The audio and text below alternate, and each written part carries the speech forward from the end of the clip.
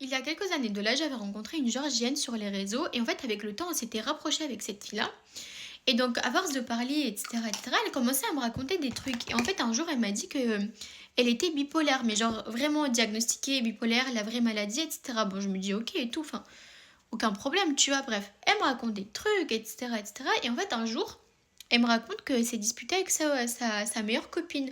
Sa meilleure copine de 10 ans. Enfin, ça faisait 10 ans qu'elles étaient meilleures amies, tu vois. Et je me dis ok et tout. En fait, elle me dit qu'elle s'était embrouillée avec elle et que ça faisait un mois qu'elle se parlait plus.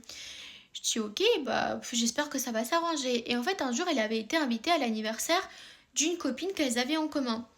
Et donc, elle croise sa meilleure amie à laquelle elle ne parle plus à cette soirée-là.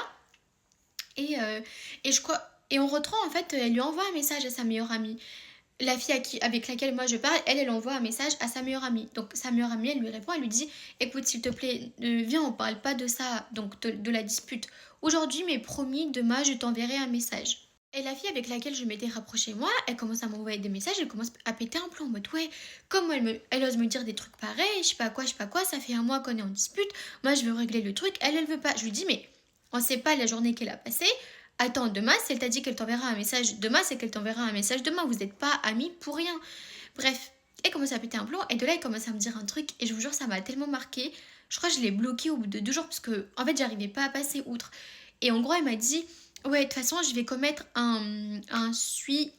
Genre en gros, et j'espère qu'elle s'en voudra à vie, j'espère elle se sentira coupable à cause de moi, nanana, parce elle avait qu'à m'envoyer, me répondre et tout, elle avait qu'à vouloir régler l'histoire. Et je vous jure que j'étais là en mode, mais ça va pas ou quoi?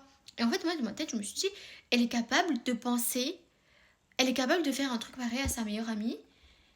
Et moi, quelqu'un qu'elle connaît, genre, il y a à peine, genre, quelques mois, qu'est-ce qu'elle peut me faire à moi? Parce qu'en fait, elle avait déjà commis des...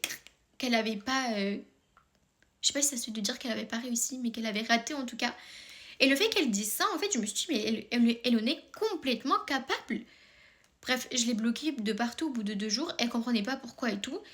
Mais je suis désolée, franchement, moi je veux bien comprendre la situation des gens et tout, mais les trucs comme ça, moi j'accepte pas. Sachez que ce stick de chez Kiko, il est incroyable.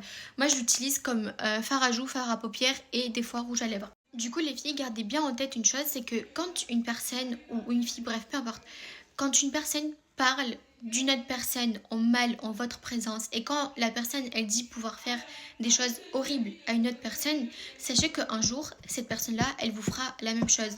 Simplement votre tour n'est pas encore arrivé, mais votre tour arrivera. Donc coupez les ponts directement. Je sais que des fois ça peut faire mal, ça fait mal au cœur, c'est compliqué tout, mais coupez les ponts directement parce que plus le temps passera et plus ça sera pire.